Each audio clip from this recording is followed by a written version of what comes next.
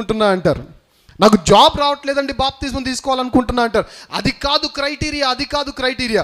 నేను పాపిని, I need a saviour and he is only Jesus Christ మాత్రమే ఆ సేవియర్ అని నేను గ్రహించి మనస్ఫూర్తిగా దేవుని పాదాల మీద పడడమే అది బాప్తిజం అంటే. అలాంటి బాప్టిజం ఇంకెవరైతే పొందలేదో మీ అందరూ నీతిమంతులు కాదు. ఇప్పుడు బాప్తిజం పొందని వాళ్ళ గురించి కొంచెంసేపు పక్కకు పెట్టి బాప్టిజం పొందిన వారి గురించి మాట్లాడదాం. మనకు కూడా కావాలి కదా డోస్. మరి మనందరం పరిశుద్ధులు ఏంటి, మనమందరం విలేంకేరీలు, మదర్ తెరీసాలు ఏంటి?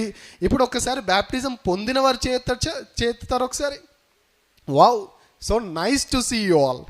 ఇప్పుడు నేను ఒక చిన్న క్వశ్చన్ అడుగుతున్నాను. నేను బాప్టిజం పొందిన తర్వాత ఒక్క పాపం కూడా చేయలేదన్న వారు చేస్తండి. చేతులు ఏమైపోయినాయి? పక్షవాతం వచ్చిందా? ఏమైపోయింది?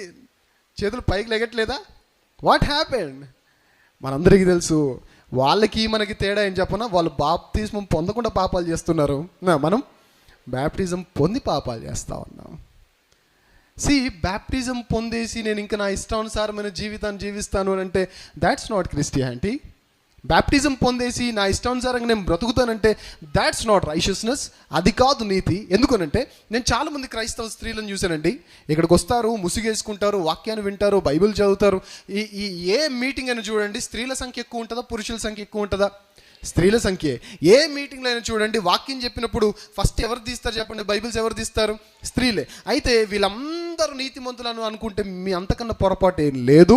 చాలామంది ఇక్కడికి వచ్చి ముసుగులు వేసుకొని వాక్యం వినేవారు, ఇంటికి వెళ్ళి ముసుగులు తీసి సీరియల్ చూసేవారు లేరా? మీరా నీతిమంతులు?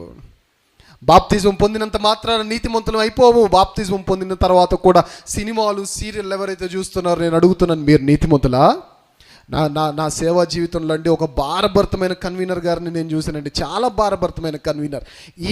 ఈ రోజుకి అలాంటి భారభరితమైన కన్వీనర్ గారిని నేను చూడలేదు. ఒకరోజు ఒక ఆయన ఫోన్ చేశాడు.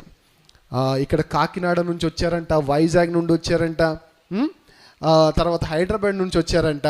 This is the first time I'm coming to Kadapa. కాకపోతే వైజాగ్, హైదరాబాద్ అంటే మా చర్చ్ అక్కడ ఉంది. వైజాగ్, కాకినాడ ఈ ఏరియాస్ అన్ని మేము బాగా తిరిగిన ఏరియాస్.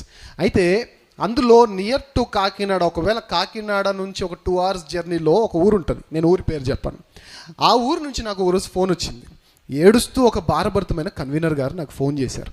ఏమని చేశారంటే, అన్న ఖచ్చితంగా మా ఏరియా మీరు రావాలన్నా, ఏడుస్తూ ఫోన్ చేసి, అన్న సన్నిరాజ్ అన్న మాట్లాడేది. అవును చెప్పండి అన్నాను.